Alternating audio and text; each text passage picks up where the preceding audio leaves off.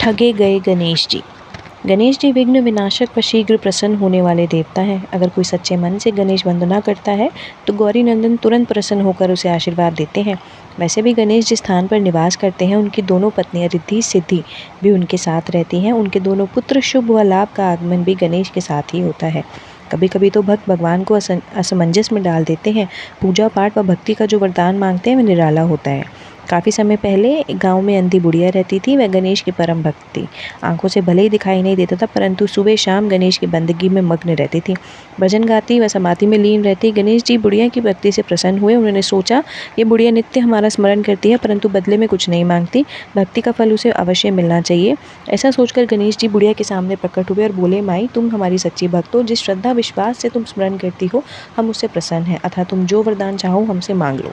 बुढ़िया बोली, प्रभु मैं आपकी भक्ति प्रेम भाव से करती हूँ, मांगने का तो सोचा नहीं, अतः मुझे कुछ नहीं चाहिए। गणेश जी पुनः बोले, हम वरदान देने के लिए आए हैं। बुढ़िया बोली, हे सर्वेश्वर मुझे मांगना नहीं आता, अगर आप कहें तो मैं कल मांग लूँ ताकि मैं बेटे व बहू से सलाह मशवरा कर लूँ।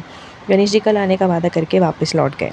बुढ़िया का एक पुत्र व बहू थी। बुढ़िया ने सारी बात उन्हें बताकर सलाह मांगी। बेटा बोला, माँ तुम गणेश से ढेर सारा पैसा मांग लो, हमारी गरीबी मिट जाएगी, सुख चैन से रहेंगे।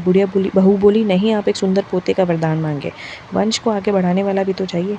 बुढ़िया बेटे और बहू की बात सुनकर असमंजस में पड़ गई। उसने सोचा ये दोनों तो अपने मतलब की बातें कर रहे हैं। बुढ़िया ने पड़ोसियों से सलाह लेने का मन बनाया। पड़ोसन भी नेक दिल थी। उसने बुढ़िया को समझाया, तुम्हारी सारी ज़िंदगी दुखों में कटी है, अब जो जीवन बचा है वह सुख से व्यतीत हो जाए। धन अथवा पोते का तुम क्या करोगी? अगर तुम्हारी आंखें ही नहीं है तो संसारिक वस्तुएं तुम्हारे लिए व्यर्थ है, अतः तुम अपने लिए आंखें मांग लो। बुढ़िया लौट आई। बुढ़िया और भी सोच में पड़ गई। उसने सोचा, कुछ ऐसा मांगो जिससे बेटा बहू सबका भला हो, लेकिन ऐसा क्या हो सकता है? इस उधेड़-बुन में सारा दिन व्यतीत हो गया। बुढ़िया कभी कुछ मांगने का मन बनाती तो कभी कुछ, परंतु कुछ भी निर्धारित न कर सकी। दूसरे दिन गणेश जी पुनः प्रकट हुए और बोले, आप जो भी मांगेंगे वह हमारी कृपा से हो जाएगा, ये हमारा वरदान है।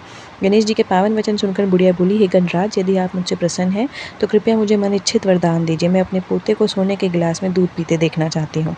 बुढ़िया की बातें सुनकर गणेश जी उसकी सादगी व सरलता पर मुस्कुराए। बोले, तुमने तो मुझे ठग ही लिया है। मैं तुम्हें एक वरदान मांगने के लिए बोला था, परंतु तुमने तो एक वरदान में ही सब कुछ मांग लिया। तुमने अपने लिए लंबी उम्र, दोनों आंखें मांग ली, बेटे के लिए धन व बहू के लिए पोता भी मांग लिया। पोता होगा, ढेर सारा पैसा होगा, तभी वह सोने के गिलास में दूध पिएगा।